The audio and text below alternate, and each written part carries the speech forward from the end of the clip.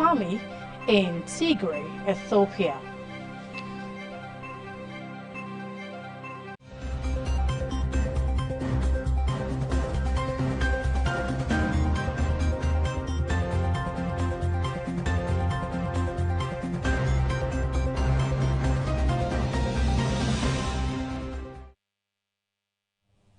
A very good afternoon to you and welcome to the World News on Independent Television. I am Adesuwa Lato. President Muhammadu Buhari has inaugurated commercial operations of the Lagos-Ibadan railway project in Ebute Metta. Is to make the Lagos another milestone in the drive of his administration to revitalize the railway system and establish it as a choice mode of transportation for both passengers and freight. Thomas Sado has details. On the benefits of the Lagos-Ibadan corridor, as well as other ongoing railway projects across the country, President Muhammadu Buhari said the railway line establishes an end-to-end logistic supply chain in railway transport within its short corridor, Lagos to Ibadan, as goods to the hinterland would now be transported by rail directly from the Apapa Port quayside straight to the inland container depot located in Ibadan, from where it can be distributed to other parts of the country. The president said the Lagos-Kano railway project, where completed, will link the Kano-Maradi line at Kano and a rail link from the Nigerian southern ports of Lagos to Maradi in Niger Republic will be achieved. Shortly after he inaugurated the project, President Muhammadu Buhari took a ride from Ebute Metta Station to Energy Nature Light Terminal, Apapa Port, Lagos. The President also inaugurated the Integrated National Security and Waterways Protection Infrastructure in Nigeria, also known as Deep Blue Project, at the In-N-Air Terminal, Apapa, Lagos. Calling for greater collaborations among countries in the Gulf of Guinea to secure Nigerian waters and beyond, President Buhari noted that the assemblage of the new maritime security assets was coming at a crucial time when global discussions are centered on piracy activities and the new dimension it has taken in the region. This intervention, no doubt, will facilitate a conducive environment for the maritime sector to thrive and contribute to the diversification of the Nigerian economy. Thomas Sado reporting. The governor of Ondo State, Oluwarotimi Akeredolu, has inaugurated 502 new offices and new headquarters for the State Security Network, Amertokun Co.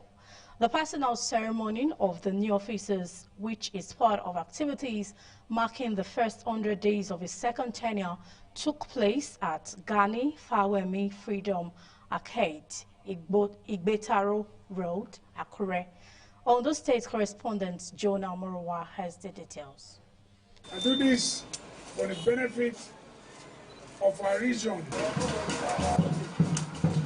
Governor Akeredolu congratulated the new officers for successfully completing their training and commended the leadership of Amatekun Agency. The governor enjoined the citizens of Ondo State to cooperate with the COP to maintain its impressive performance. He said peace cannot be achieved without the cooperation of other sister agencies and promised to provide adequate leadership, which is a constitutional duty. The governor also presented 20 new patrol vehicles to boost the operations of the state security network and inaugurated the new headquarters of the COP. We will leave no stone unturned as far as the implementation of our redeemed agenda is concerned. This is part of our redeemed agenda. Part of the end there, which is the sixth goal, is maintenance of law and order for adequate security. We had Amotekun in mind when we crafted that sixth goal. The state commander of the Amatekun Corps, Adetunji Adeleye, thanked the governor for creating an enabling environment for the security outfit to succeed. Adeleye, who is the Southwest chairman, commander of Amatekun Corps, assured that his men will not relent in their hours in the discharge of their duties, stressing that they had been fully trained. I want to sincerely appreciate Mr. Governor for the commitment in ensuring moral, spiritual, and all forms of training needed to combat crime.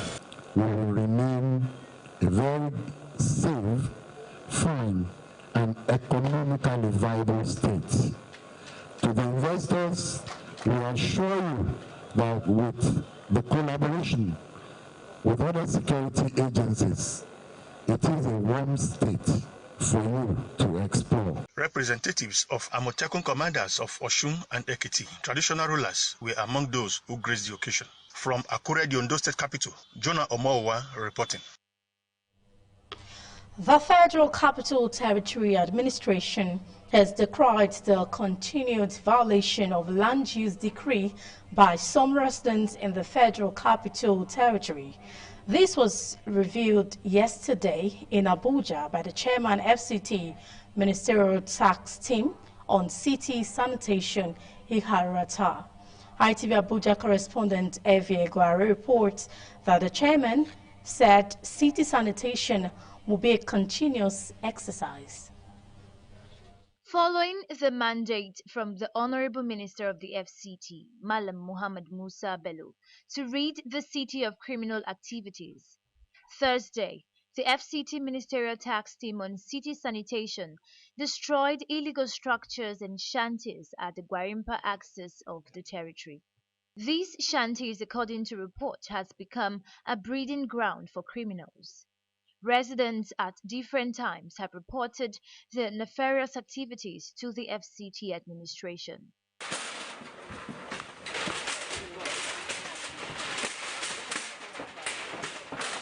We got a mandate to rid the city of criminal activities and illegal structure. For this to just be at the very border fling of Gwarimpa, even within the built area. Having all of this is really very, very, very disturbing, and we're going to do more in clearing them out. The team then moved to the Yanya axis of the FCT, where several illegal structures were pulled down. The structures were built on major road lines. For years, several warnings and issuance of evacuation had been issued to the residents who continued to pay deaf ears.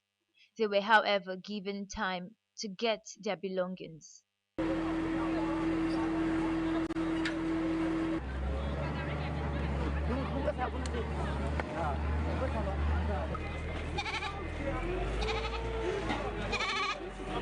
The payloader moved in and demolished the already marked structures.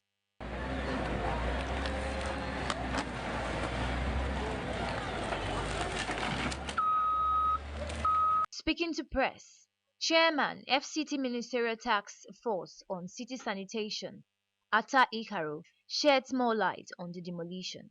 Some persons just take a complete road in Yanya, built beautiful structures on top of the road. For 10 years, the communities have been complaining, have been writing to FCT ministers, some passed before, nothing was done. And we asked them, okay, bring the documents you have for building on the road. They said none, but they have already built on the road. So we should use human face to leave the structure on the road, but the community needs to leave. It's very painful. The tenants are crying here, and the landlord who built on the roads have already moved. It's really very painful, very, very painful for what we are seeing here today. We enjoy people to please try as much as possible to obey master plan, obey the rule of the city here. We are pained doing this, but we don't have a choice. Atta says the exercise is a continuous one. Evie Eguare, ITV News, Abuja. The National Association of Nigerian Students has suspended its planned June 12 nationwide protest. NAS President Sunday Asefo made this known in a statement this morning. According to the NAS president, the planned protest was aimed at decrying the insecurity in the country, especially the Syrian adoptions of students. However, Asefo said some politicians with different agenda have perfected plans to hijack the protest to achieve their selfish gains. They said the students' body was not associated with the Socialist campaign or the Buhari Must Go campaign. Later noted the protest was not cancelled but postponed, adding that a new date will be announced for the demonstration. The U.S. has called on the Nigerian government to respect the right of its citizens to freely express themselves by reserving its suspension of Twitter's operation in the West African country. In a statement issued by the spokesperson of the Department of state net price, the U.S. explained that freedom of expression and access to information are both essential ingredients in any democratic setting. The U.S. said unduly restricting the ability of Nigerians to report, gather, and disseminate opinions and information has no place in democracy. It said freedom of expression and access to information, both online and offline, are foundational to prosperous and secure democratic societies. They also pledged their support for Nigeria as it works towards unity, peace, and prosperity.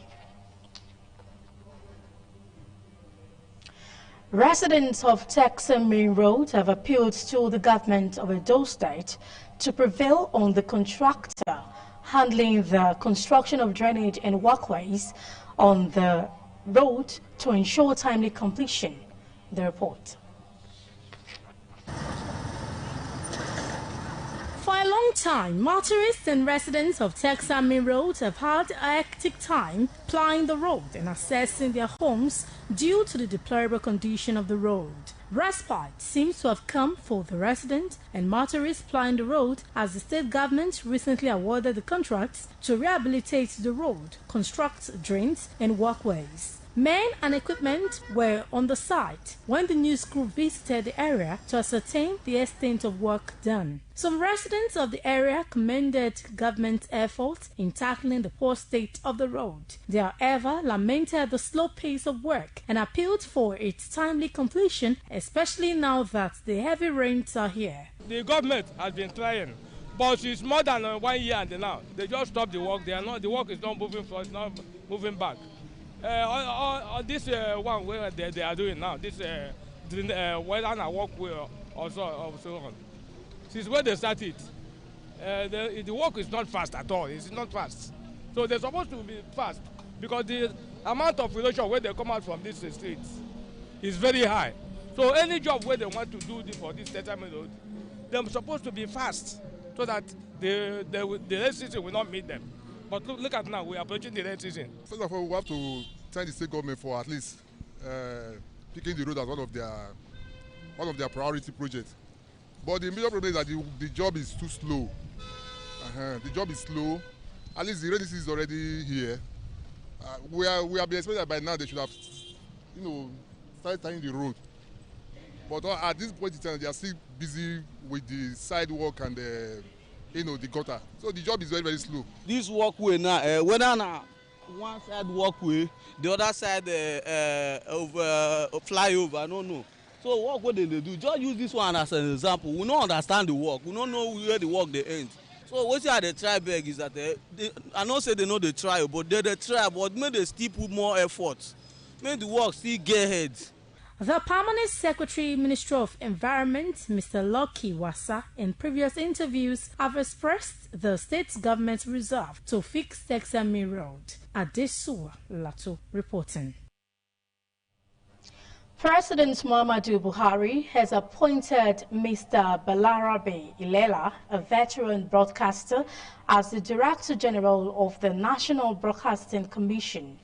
The Minister of Information and Culture, Alhaji Lai Mohammed, announced the appointment in a statement today in Abuja.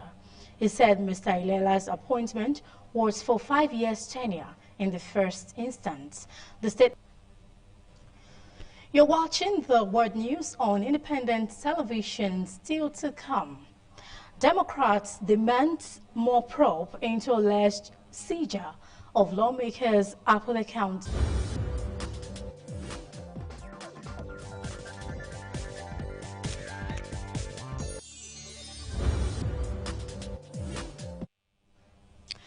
UK's Prime Minister Boris Johnson says the alliance between the US and the UK should be known as the indestructible relationship. Boris Johnson said this after meeting US President Joe Biden for the first time. He said he had terrific talks with Mr. Biden, who has traveled to Cornwall for the G7 summit of world leaders. The summit begins later with vaccines and climate change on the agenda. Mr. Johnson insisted the U.S. president had not rebuked him over post-Brexit tensions in Northern Ireland. However, Mr. Biden is said to have deep concern over the situation. The Prime Minister was speaking after meeting Mr. Biden in Cabris Bay, Cornwall, on Thursday ahead of the G7 summit. The summit will see the leaders of Canada, France, Germany, Italy, Japan, the US and UK gathering in person for the first time since the pandemic. The G7 nations are expected to collectively agree to provide 1 billion doses of COVID-19 vaccine in an effort to end the pandemic in 2022. UK is really stepping up to the plate, but so is everybody here at the G7. The Americans are making a big contribution, and we hope to be telling you more in the next couple of days about the overall G7 contribution, because there's no point in us just vaccinating the UK. We need to vaccinate the world. Mr. Johnson said the UK and US shared a belief in human rights, the rules-based international order, and the transatlantic alliance. He said he thought of the association as an indestructible relationship or the deep and meaningful relationship. The Prime Minister had previously let it be known that he preferred a new term for what he described as special relationship between the UK and US after decades of use. Adesuwa Lato reporting. Boris Johnson says the UK will start donating coronavirus vaccines to poorer countries in the next few weeks. He said ahead of the G summit that more than 100 million supplies doses will be delivered in the next year. U.S. President Joe Biden has promised 500 million doses of Pfizer vaccines to 92 low and middle-income countries in the African Union. 5 million doses will be given by the UK by the end of September, with 25 million more by the end of the year. The Prime Minister said as a result of the success of the UK's vaccine program, they are now in a position to share from some of the surplus doses with those who need them. He expressed hope that his fellow leaders at the summit in Cabris Bay, Cornwall, which starts today, would make similar pledges so that together they can vaccinate the world by the end of next year. The group will 1 billion doses of coronavirus vaccines in a collective effort to the end of the pandemic. Chile has described a lockdown in the capital Santiago amid rising COVID-19 cases, despite nearly 60% of the living in and around the capital now must stay at home from Saturday. On Thursday, Chile reported 7,716 new daily cases, with a vast majority of infections being among those who had not been fully vaccinated. Health officials warned that intensive care beds are nearing full capacity. President of Chile's National Federation of Nursing Association, Jose Luis Espinosa, says his members are on the verge of collapse. About 85% of the country's 17.5 million people have been fully vaccinated, and as many as 75% have received at least one vaccine dose. UN humanitarian chief Mark Lowcock has said that there is famine in northern Ethiopia after the release of a UN-backed analysis of the situation. Chief Lowcock said there is likelihood of it getting worse. The study found that 350,000 people were... Tigray has been devastated by fighting between government forces and rebels, with 1.7 million people displaced since fighting began in November. According to assessment, the food situation in the region has reached the level of catastrophe, which it defines as starvation and death, affecting small groups of people spread over large areas. The UN's World Food Programme, Food and Agriculture Organization, and Children's Agency UNICEF have all called for urgent action to address the crisis. The analysis or integrated phase classification was not endorsed by Ethiopia's government, which insists that humanitarian access is being expanded as it restores order across the region. In 1984, Tigray and the next-door province of Wollo were the epicenter of a famine caused by a combination of drought and war that led to the severe crisis resulting from the cascading effects of conflict, including population displacement, movement restrictions, limited humanitarian access, loss of harvest and livelihood assets, and dysfunctional or non-existent market. It says that as of May, 5.5 million people were facing a high level of acute food insecurity in the region, and the situation was likely to worsen through to September. But the report stops short of officially declaring a famine, which has a very specified definition. Adesua Lato reporting. Democrats have demanded a probe into alleged reports that officials acting under former President Donald Trump seized lawmakers' Apple account information. Prosecutors subpoenaed the tech giant for account data for at least 2 House Intelligence Committee members. Representative Adam Schiff, now the committee's chairman, was reportedly one of those targeted. Top Democrat Nancy Pelosi described the report as harrowing. The House Speaker said in a statement that these actions appear to be yet another egregious assault on their democracy waged by the former president. She said she supported calls for an investigation, adding that transparency is essential. On Thursday night, Representative Eric Stowell said that he was another Democrat targeted. A U.S. Congresswoman Ilhan Omar has hit back after a rare rebuke from Democratic leaks over her remarks seeming to likely the U.S. and Israel to Hamas and Taliban. Some Jewish lawmakers called on Ilhan Omar to clarify her words, but the Minnesota representative slammed the group's troops. This is not the first time that Ms. Omar's criticism of Israel put her at odds with members of her own party.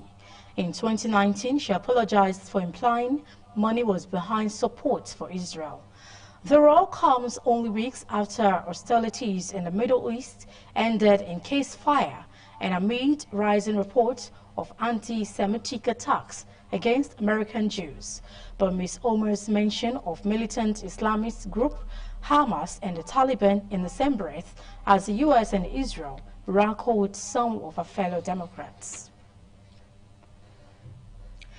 Relatives of an 18-year-old woman are being investigated on suspicion of murder after she disappeared from the family home in northern Italy. Police said Salman Abbas' family had wanted her to travel to Pakistan for an arranged marriage, which she refused last year. A cousin has been arrested in France and extradited to Italy. The missing woman's uncle and another cousin are missing. Her parents have reportedly traveled to Pakistan. Prosecutors suspect all 5 of murder and the disposing of a body, although no remains have yet been found. Speaking to an Italian journalist after Salman Abbas' disappearance, her father claimed she had traveled to Belgium. According to report, she had lived under the protection of social services since October, but returned to the family home in Navelara, near Parma, in late April. Now on to sport. Super Falcons of Nigeria lost by a lone goal to the female national team of Jamaica in their opening game of the Four Nations Summer Series tournament in the United States, which was played late on Thursday. An error from Falcons goalkeeper Tochukwu Oloyi said the reigning African champions suffer the shock defeat. She had earlier saved a penalty and made a series of saves before conceding the goal. The Falcons would hope to bounce back from the defeat when they face Portugal on Monday, June 14th, by 12 a.m. Nigerian time. They would face world champions and host United States in their final game on Thursday, June 17th. To end the world news, a look again at our top stories. UK Prime Minister Boris Johnson says the alliance between the US and the UK should be known as the indestructible relationship. We brought to you the report the Democrats have demanded a probe into alleged report that officials acting under the former President Donald Trump seized lawmakers' Apple account information.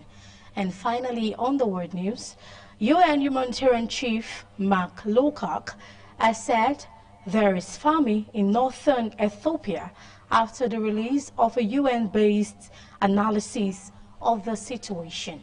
And that was the news read by Adesua Lato. Thanks for watching and have yourself a good afternoon.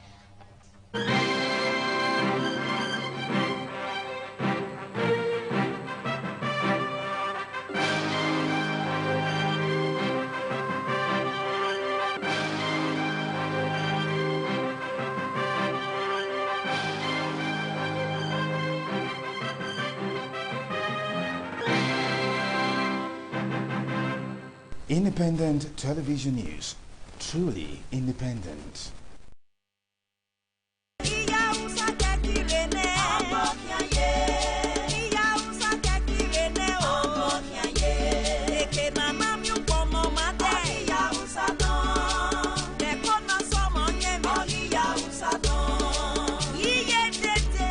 Eriono, abukmone kwere ne ogyo. Na ya mwegbe bari uge no hokwan Senator Evolution Plus Adire Atiku Brocade Ashoke Ghana was Côte d'Ivoire inu agata yi eri aga be mi okpa wo wa webo na ya lo bobotizo ke be mi sin ogbe na ya wizo ami egbo ebi howe ori ya unsapa na mi agami mavela ba 555B opa sokon ba agbera 3 house wo edo ni giogbe usetiti mabuwa ya 0803 548 9741 iya unsa stores ona igiogbe owupon na khen o. When bills get in the way of enjoyment,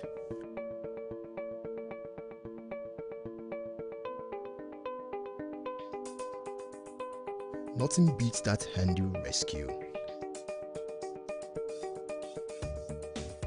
Especially when you get to choose your favorite and your favorite and your favorite and more. And nothing can stop you. Enjoy your favorite channel with as low as 2 Naira per channel on the TSTV a la carte pay as you go plan. With TSTV, everyone deserves enjoyment. TSTV, connecting your world.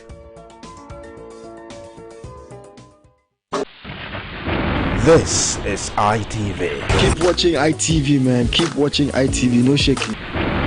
Certainly the best.